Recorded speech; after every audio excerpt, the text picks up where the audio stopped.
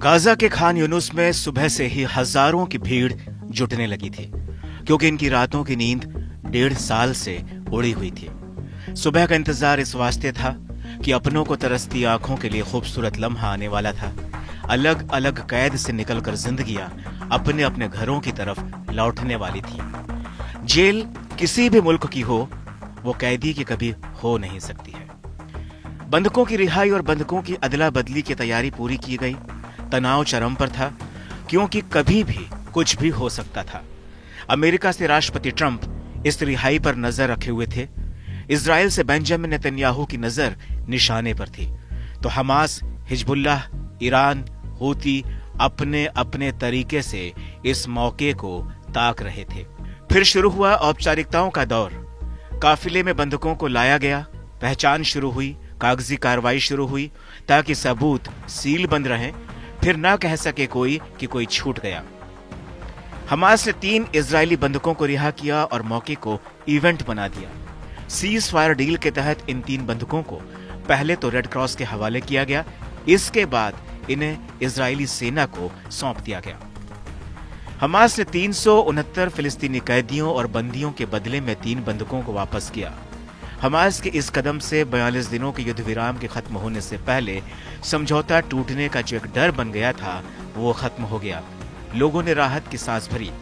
Hamas की कैद से तकरीबन 17 महीने बाद इजराइल के 3 बंधक ईयर हॉर्न, सगोई डेकेलचेन और साशा ट्रोफानोव को आजादी मिली। हालांकि कुछ दिन पहले बंधकों की रिहाई का मामला अटक सा गया था।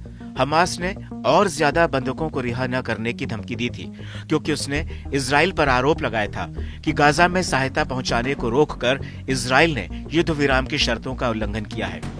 इसके बाद अमेरिका के राष्ट्रपति डोनाल्ड ट्रंप ने गाजा को नर्क बना देने की धमकी दी थी, जिसके बाद इजराइल ने भी लड़ाई फिर से शुरू करने की धमकी दे डाली और अपनी सेनाओं को हाई अलर्ट पर कर दिया था।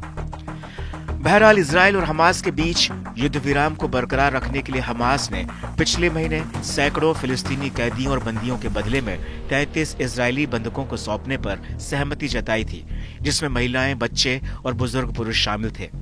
इससे पहले 33 में से 16 इजरायली बंधकों को वापस लौटा दिया गया था।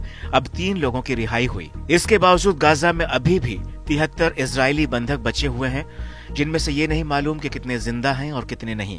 हमास अब तक इजराइल के 19 और थाईलैंड के 5 बंधकों को रिहा कर चुका है। आईडीएफ का कहना है कि रिहा किए गए तीनों बंधक 498 दिनों के बाद इजराइल वापस लौटे हैं। हालांकि अभी भी बंधकों की रिहाई के बावजूद तनाव चरम पर है। खुद अमेरिकी राष्ट्रपति डोनाल्ड ट्रंप इजरायली बंधकों के साथ हुई ज्यादतियों को लेकर बेहद नाराज हैं। उधर बड़े पैमाने पर विरोध प्रदर्शन भी हो रहे हैं। तो वहीं गाजा को लेकर ट्रंप के प्लान ने भी खाड़ी देशों में खलबली मचा दी है। अमेरिकी राष्ट्रपति डोनाल्ड ट्रंप ने कहा था कि गाजा से फिलिस्तीनियों को स्थायी रूप से बाहर निकाल दिया जाना चाहिए और फिर इलाके को फिर से डेवलप करने के लिए अमेरिका को सौंप देना चाहिए।